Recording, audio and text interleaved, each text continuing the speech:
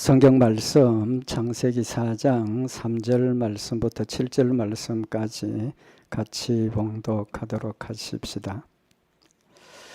세월이 지난 후에 가인은 땅의 소산으로 제물을 삼아 여호와께 드렸고, 아벨은 자기도 양의 첫 새끼와 그 기름으로 드렸더니 여호와께서 아벨과 그 제물은 연락하셨으나 가인과 그 제물은 연락하지 아니하신지라. 가인이 심히 분하여 안색이 변하니 여호와께서 가인에게 이르시되 네가 분하여 함은 어찌미며 안색이 변함은 어찌미뇨. 내가 선을 행하면 어찌 낯을 들지 못하겠느냐.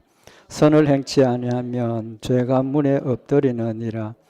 죄의 소원은 내게 있으나 너는 죄를 다스릴지니라. 아멘.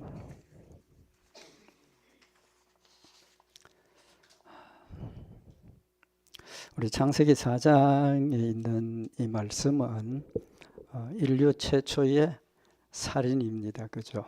하나님 앞에 무서운 죄를 범하게 된 내용이 기록이 되어져 있습니다. 그것도 동생을 죽이는 그 무서운 죄를 범한 거죠. 동생을 죽이게 된 이유가 뭡니까? 제사 때문이죠. 그죠? 하나님 앞에 드린 제사. 참 이해할 수 없는 그런 인간적으로 이해할 수 없는 그런 부분이라고 생각을 합니다. 하나님 앞에 제사를 드렸는데 그것 때문에 동생을 죽이게 되는 그런 아주 무서운 그런 죄를 범하게 되었습니다. 그렇게 보면 하나님 앞에 드리는 것이 다 좋은 겁니까? 극단적으로 생각을 하면 가인이 하나님 앞에 제사 안 드렸다면 동생 죽일 일이 있습니까? 없습니까? 없었을 거라는 생각을 할 수 있습니다. 우리에게 하나님 앞에 드리는 일이 얼마나 중요하고 또 어려운 일인가. 좀 어렵다는 말이 좀 표현이 좀 이상하지만 중요한 교훈을 우리에게 하시는 겁니다. 결론적으로 우리가 하나님 앞에 드리는 일은 결과가 뭐여야 됩니까? 하나님이 받으셔야 되는 겁니다. 왜 동생을 죽였습니까? 가인이 하나님 앞에 드린 그 제사를 하나님이 받지 않았기 때문에 동생을 죽인 거죠. 그래서 우리가 정말 하나님 앞에 드리고도 축복 못 받는 정도가 아니라 아주 하나님의 무서운 그런 징계를 받는 그런 경우들도 있다는 거죠. 그러니까 드리는 드림이 중요한 것이 아니라 드려서 하나님이 연락하셔야만 한다는 사실을 우리에게 교훈을 하고 있는 겁니다. 드림이 우리에게는 하나님께서 받으셨을 때 그게 큰 축복이 되고 은혜가 됩니다. 성경에 보면 하나님 앞에 드린 제사가 함량되고 하나님께서 크게 기뻐하시고 축복하신 내용이 있죠. 창세기 8장에 보면 하나님께서 물로 땅을 심판을 하셨습니다. 하나님께서 노아의 가정을 구원하시고 노아의 가정이 땅에 나와서 노아가 하나님 앞에 제일 먼저 한 게 뭡니까? 제사를 드린 거죠. 창세기 8장 21절에 보면 노아가 하나님 앞에 제사를 드렸을 때 여호와께서 그 향기를 흠량하시고 그 중심에 이르시되 내가 다시는 사람으로 인하여 땅을 저주하지 아니하리니 이는 사람의 마음에 계획하는 바가 어려서부터 악함이라. 내가 전에 행한 것 같이 모든 생물을 멸하지 아니하리니 땅이 있을 동안에는 심음과 거둠과 추위와 더위와 여름과 겨울과 밤과 낮이 쉬지 아니하리라. 하나님께서 물로 땅을 심판하신 것을 이제 마음에 다시 생각을 하시고 약속을 하시죠. 내가 다시는 사람들 때문에 땅을 이렇게 멸망시키는 그런 일 하지 않겠다. 그리고 약속으로 뭘 주셨습니까? 무지개를 주셨죠. 우리 무지개를 볼 때 하나님께서 다시는 물로 심판은 안 하신다는 겁니다. 심판이 있습니다. 예수님 재림하셔서 심판하시지만 예수님 오시기 전에 지금 노아 홍수로 땅을 멸망시키던 것처럼 그런 심판은 하시지 아니하시겠다 하시고, 요새 한국에도 물난리 많이 나고 뭐 미국도 이 기후 변화 때문에 그런 일들이 일어나지만 절대로 물 때문에 땅이 망하는 일은 없다. 안심하라고 비 온 뒤에 무지개를 보여주시는 거죠. 제사는 잘 드렸습니다. 노아가 정말 제사를 하나님 앞에 드렸더니 연락하시고 하나님께서 축복을 해주신 거죠. 그런 관점에서 보면 우리가 하나님 앞에 드리는 것이 정말 바른 믿음으로 하나님이 흠량하시는 제물을 드리고 우리의 삶을 드릴 때 하나님께서 약속하신 축복들로 풍성케 하시지만 그게 그렇지 않으면 오히려 드리지 않는 것이 낫다는 겁니다. 그래서 제가 늘 우리 자원해서 하나님 앞에 기쁨으로 드리자. 드리고 복받지 못할 일 하지 말자는 말씀을 그렇게 계속을 드리는 겁니다. 그러면 오늘은 왜 가인의 제사를 안 받았는가? 안 받은 이유를 알아야 우리는 그런 짓 하면 안 되겠죠. 그런 따라가면 안 됩니다. 그죠?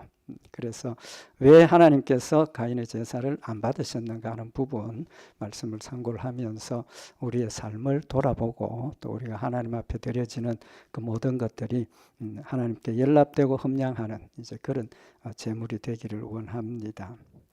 오늘 여기 본문 2절 말씀에 보면 4장 2절 말씀에 보면 제물을 하나님 앞에 드리는데 그가 또 가인의 아후 아벨을 낳았는데 아벨은 양치는 자였고 가인은 농사하는 자였다.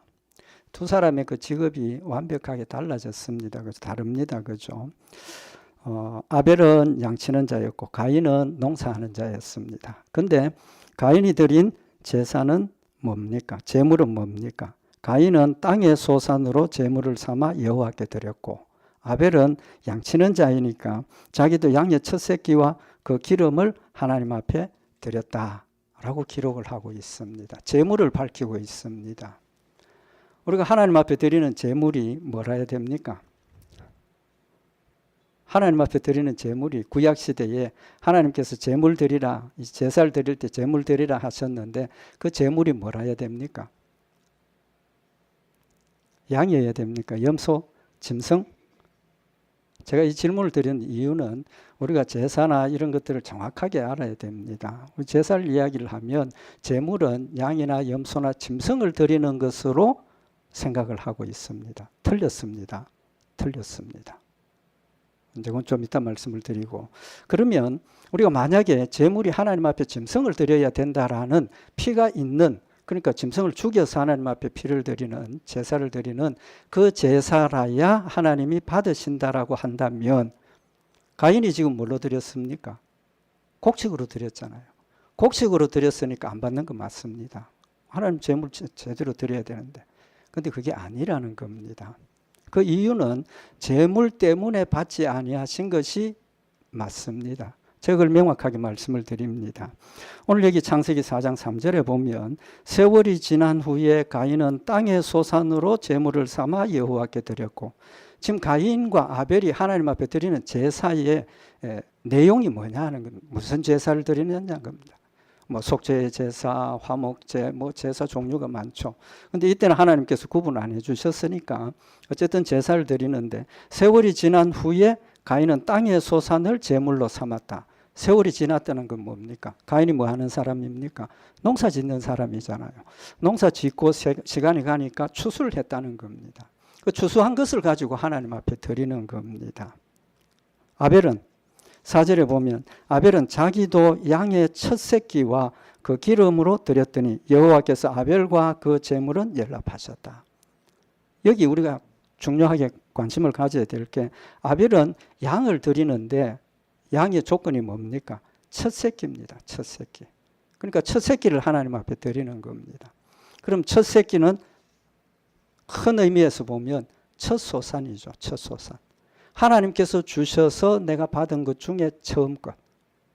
하나님께서 장자를 드리라 하시는 이유 다 그렇게 연결이 되어지는 겁니다. 그래서 오늘 여기 이 두 사람의 그 제사를 드린 문맥을 보면 가인도 농사를 짓고 첫 소동물, 아벨도 양을 키우다가 첫 새끼 하나님 앞에 드리는 겁니다. 그렇다면 이건 속죄의 제사가 아니죠. 뭐 굳이 말한다면 속죄의 제사가 아니고 하나님 추수감사 뭐 그런 의미가 있는 겁니다. 하나님께서 주신 것을 받았고 하나님 내가 받은 것 이거 전부가 하나님께서 주신 축복이요 은혜입니다 하고 감사해서 하나님 앞에 드리는 제사입니다. 감사해서 제사는 드리는 거예요. 그 다음에 이제 우리가 한 가지 더 관심을 가지고 봐야 될 게 뭐냐 하면 오늘 여기 본문에 제사라는 히브리 단어입니다. 제사라는 히브리어 단어가 민하라는 단어인데 이 의미가 뭐냐 하면 선물, 곡물, 높은 사람한테 이제 선물 드리는 곡물 또는 제물 이제 요 세 가지 의미가 있는데 그 의미가 핵심이 뭡니까? 선물로 감사해서 드린다 그런 뜻입니다. 감사해서 드린다. 그래서 이제 나중에 하나님께서 속죄제, 번제, 화목제 이렇게 제사 종류를 나누면서 소제라는 게 있습니다. 소제.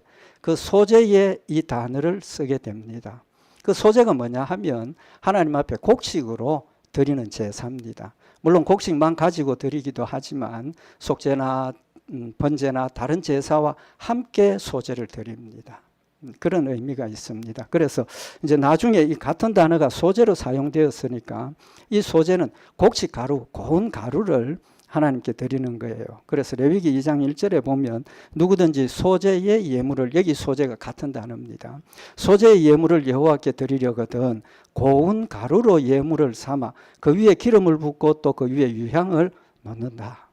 가루에 기름 붓고 유향, 하나님 앞에 향기는 제물 드린 이제 그런 의미를 말씀을 하시는 거죠. 그렇게 보면 지금 가인이 드린 곡식 드린 게 문제가 됩니까? 안 됩니까? 곡식 문제가 안 된다는 거죠. 제물이 문제가 아니라는 겁니다. 근데 속죄의 제사에 짐승만 드립니까? 속죄의 제사에 짐승만 드립니까? 피가 없으면 안 됩니까? 정확하게 아셔야 돼요. 속죄의 제사도 어린 양 한 마리 잡을 수 있는 경제력이 있는 사람이 있고 아주 가난해서 어린 양 한 마리도 살 수 없는 가난한 사람이 있습니다. 그렇지 않습니까? 끼니도 못 먹는 그런 사람들도 있을 수 있다는 거죠. 그럼 그 사람들은 어떻게 해야 됩니까?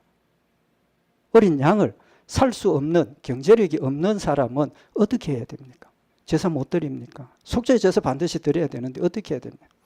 그래서 하나님께서 그 길을 열어주시는데 어린 양 새끼를 살 수 없으면 비둘기 2마리 하나는 방구, 비둘기, 산비둘기 이래서 비둘기를 잡아서 하나님 앞에 드리라고 말씀을 하십니다. 근데요, 불행하게도 비둘기 살 경제력이 없는 사람은 어떻게 할 거냐? 그때는 곡식 가루를 가지고 하나님 앞에 제사를 드리라 하셨습니다. 속죄 제사. 레위기 5장 11절에 보면 만일 힘이 산비둘기 둘이나 집비둘기 둘에도 미치지 못하거든 이 속죄 제사의 제물로 비둘기 2마리도 하나님 앞에 드릴 힘이 안 되면 그 범과를 인하여 그 죄를 인하여 고운 가루 에바 10분의 1을 예물로 가져다가 속죄 제물로 드리되 이는 속죄제인즉 그 위에 기름을 붓지 말고 유향을 놓지 말고 그것을 제사장에게 가져가서 하나님 앞에 불태워서 속죄 제사를 드리라는 겁니다.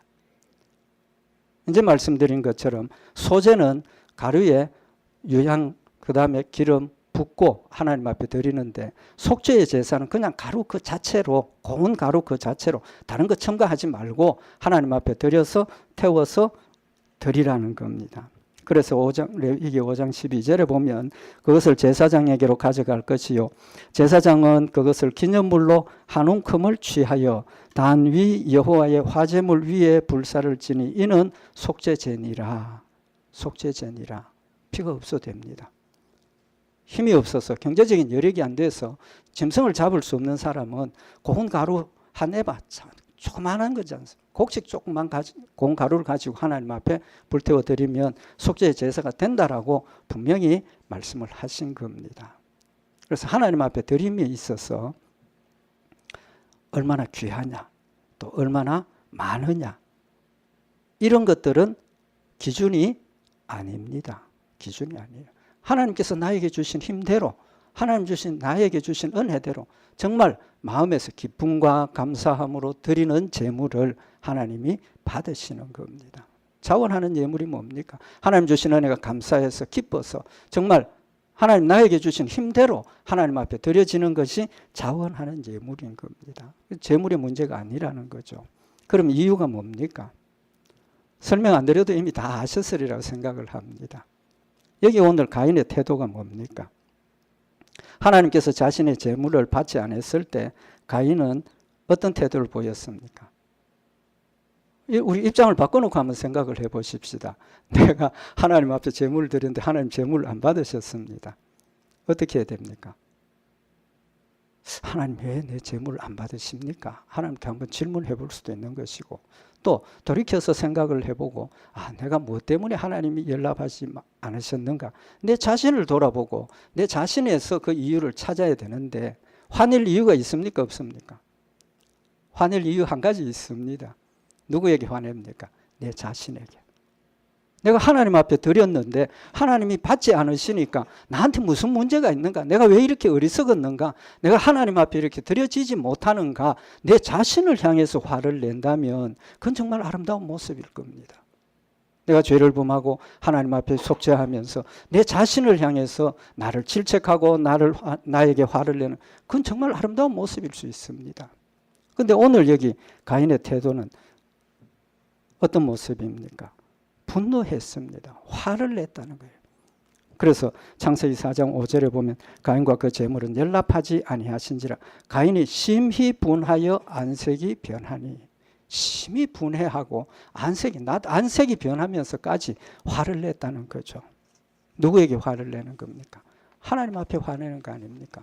하나님 왜 내 재산 안 받으십니까? 내 동생 거는 받고 나도 똑같이 하나님 앞에 감사의 제물을 드렸는데 왜 내 건 안 받습니까? 하나님에 대한 분노죠. 있을 수 있습니까? 없습니까? 있을 수 없는 일인데 왜 있을 수 없습니까? 뭐가 없습니까? 하나님에 대한 두려움이 없는 거 아닙니까? 겁 없이 하나님 앞에 화를 내고 있다는 거예요. 이 가인의 모습을 말씀을 하시는 거죠. 그래서 창세기 4장 6절에 보면 여호와께서 가인에게 이르시되 네가 분하여 함은 어찌미며 안색이 변함은 어찌미뇨. 하나님께서 가인에게 너 왜 그렇게 분노하느냐, 너 왜 그렇게 화내느냐라고 가인의 잘못을 지금 책망하시는 겁니다. 왜 안식이 변하기까지 하면서 분을 내느냐라고 분명히 하나님께서 그에게 지금 책망을 하시고 있는 거죠.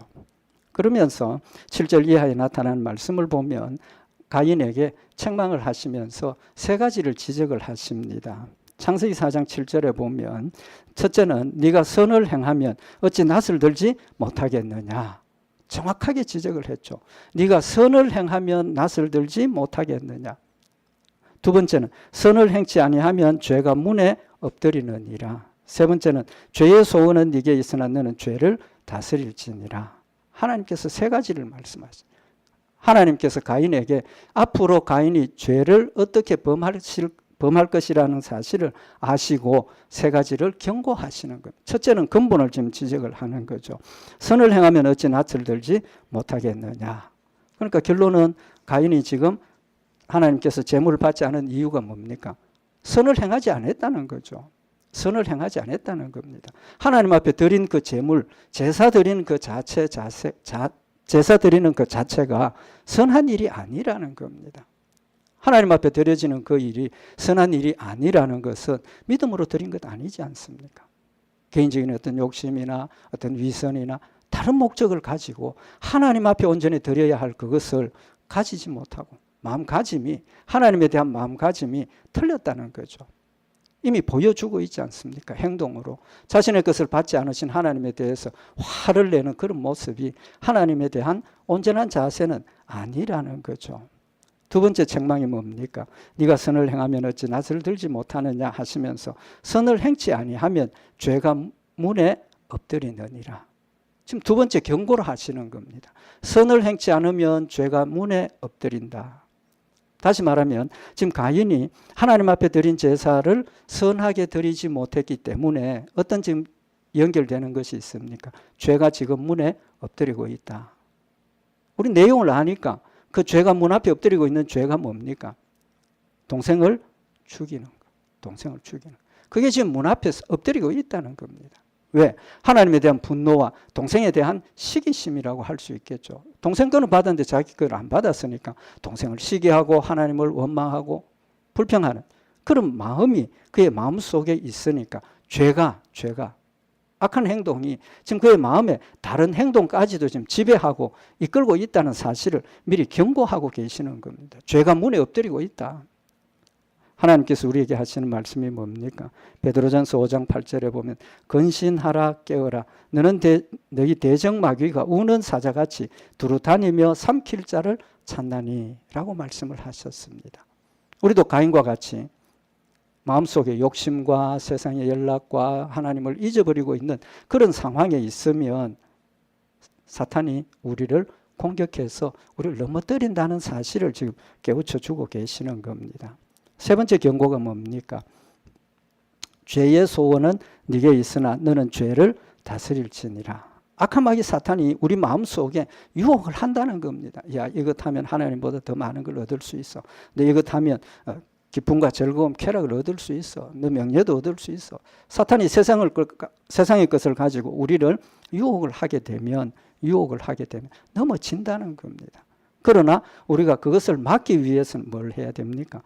죄를 다스려야 된다는 거죠. 내 마음속에 있는 악한 생각을 다스려야 된다는 겁니다. 거기 끌려가면 안 된다는 사실을 말씀을 하고 있는 겁니다.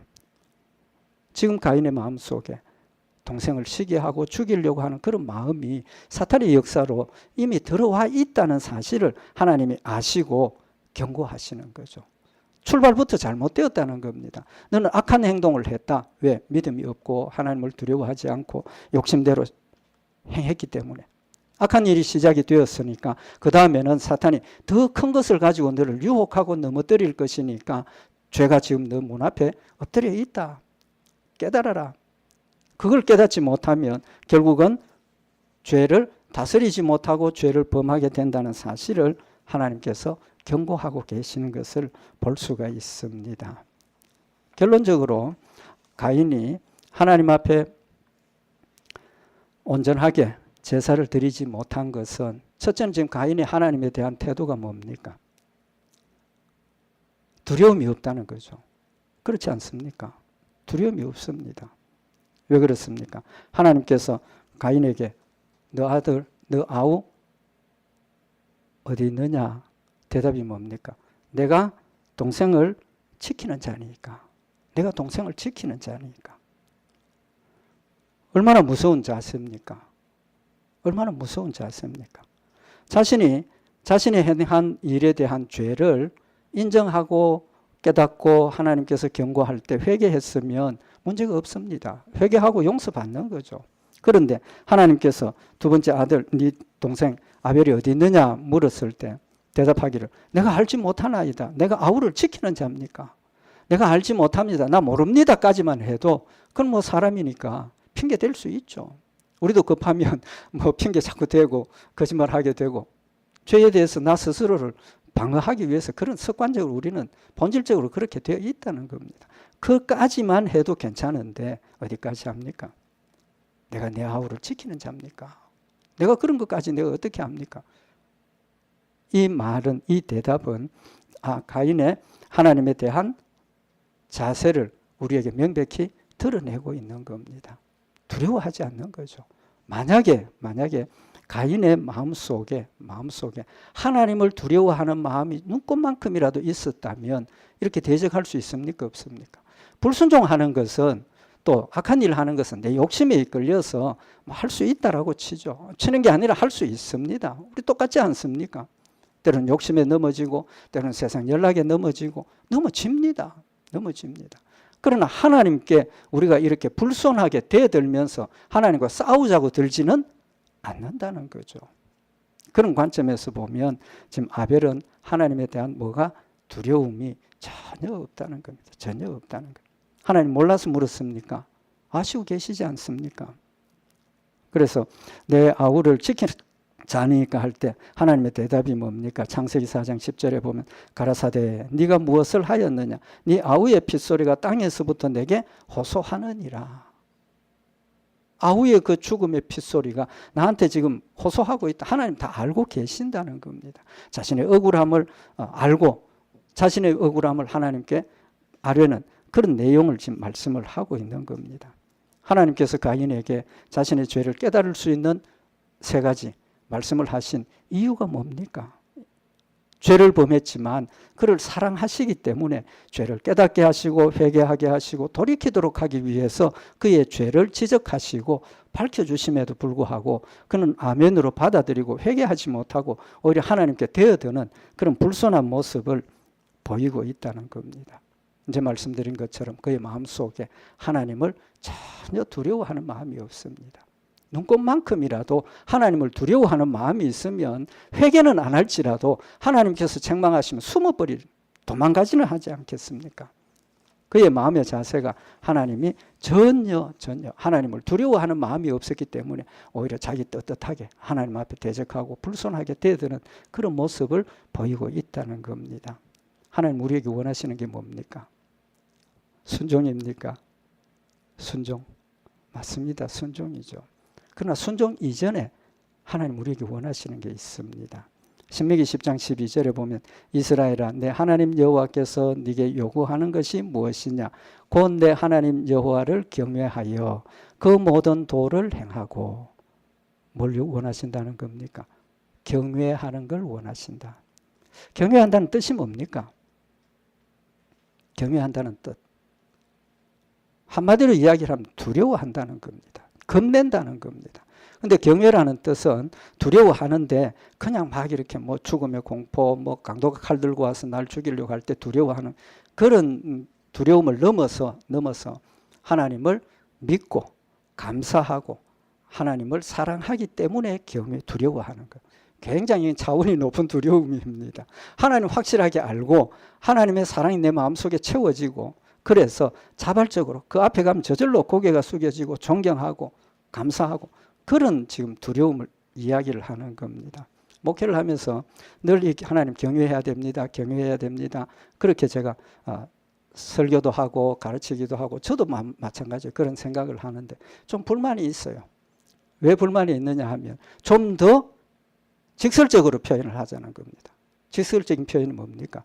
겁내라는 겁니다. 하나님 겁내야 됩니다. 하나님을 두려워하셔야 돼요. 하나님 두려워하고 계십니까? 한번 살펴보십시다. 저도 얼마나 하나님을 두려워하는지 나 자신 두려워하는 게 별로 없어요. 죄송하지만 두려워하는 게 별로 없어요. 왜? 두려워한다면 말, 행동, 생각 이런 모습일 수 없습니다. 이런 모습일 수 없어요. 정말 하나님을 두려워한다면 우리의 삶의 모습이 달라질 수밖에 없습니다. 왜 그렇습니까? 하나님께서 우리에게 약속을 주시면서 순종하지 않으면 벌 주신다고 말씀하셨지 않습니까? 내가 하나님 말씀대로 살지 않으면 하나님 말씀대로 살지 않는 것에 대해서 벌 주신다고 분명히 말씀하셨습니다. 벌 받을 거 두려워하면 우리의 삶이 달라져야죠. 열매가 달라질 수밖에 없는 겁니다.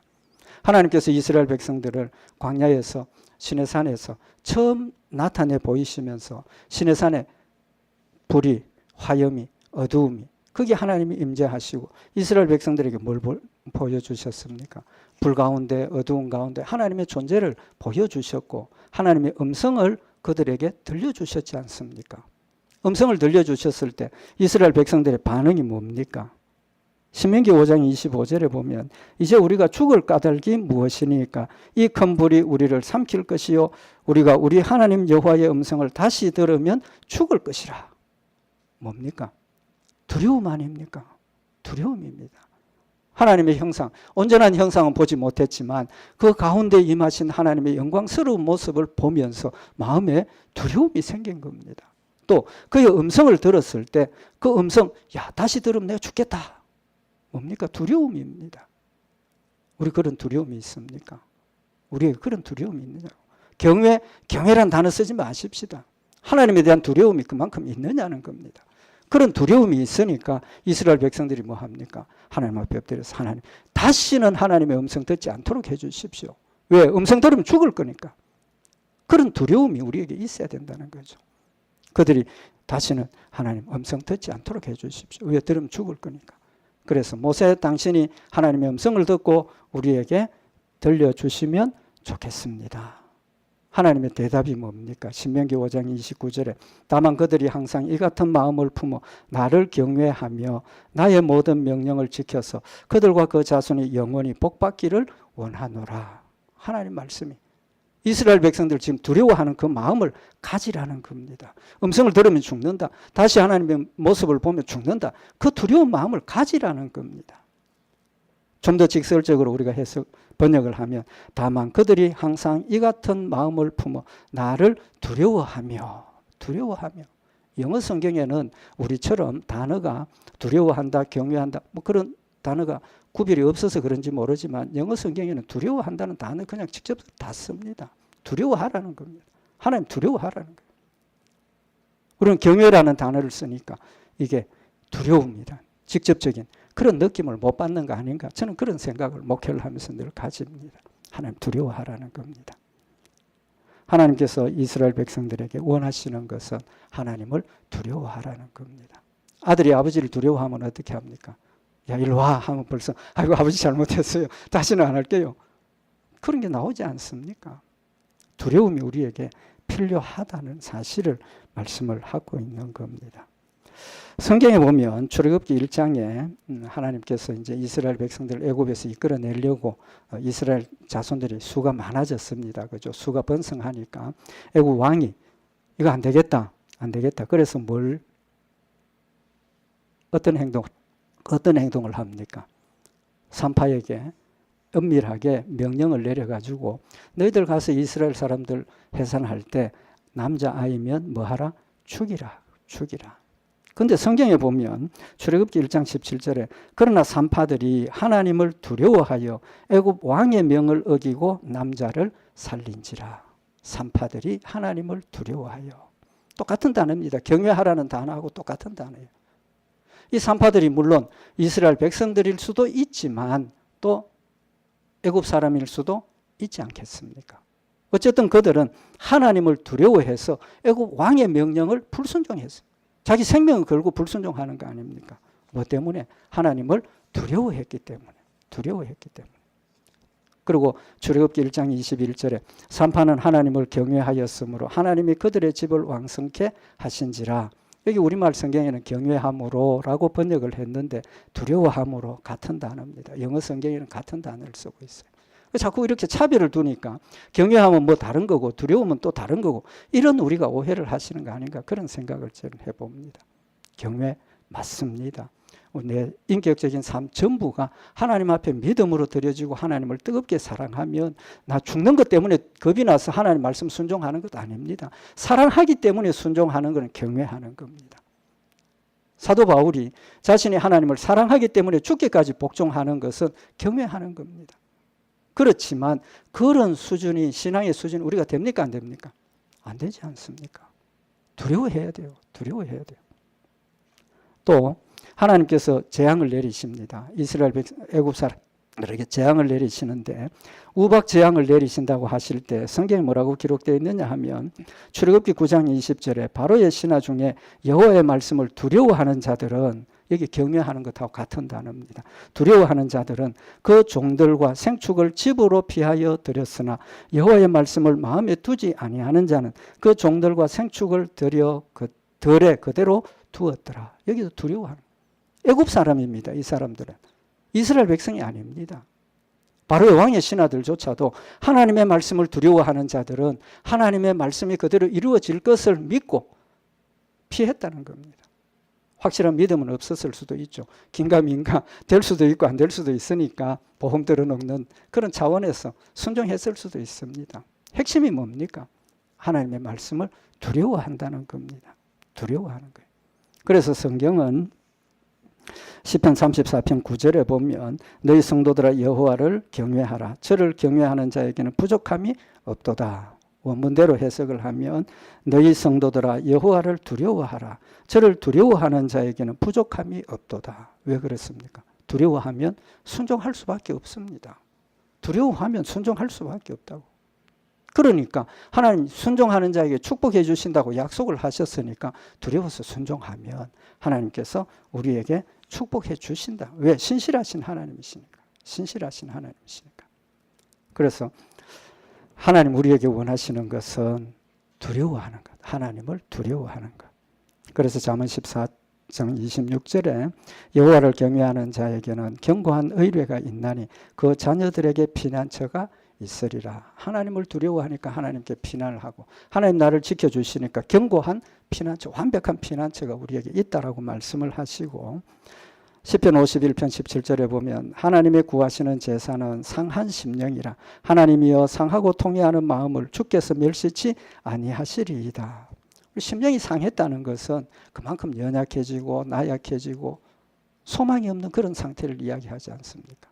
그럴 때 하나님을 찾는 것은 하나님을 두려워하는 그런 믿음이 있기 때문에. 왜? 지금 나에게 당해진 이 모든 일들이 누구 때문에? 하나님 때문이라는 것. 하나님이 나를 사랑하시고 내 죄를 범한 것을 깨우쳐 주시는 하나님의 사랑이라는 채찍을 깨달으니까 두려워할 수밖에 없지 않습니까? 다시 죄 범할 수 있겠습니까?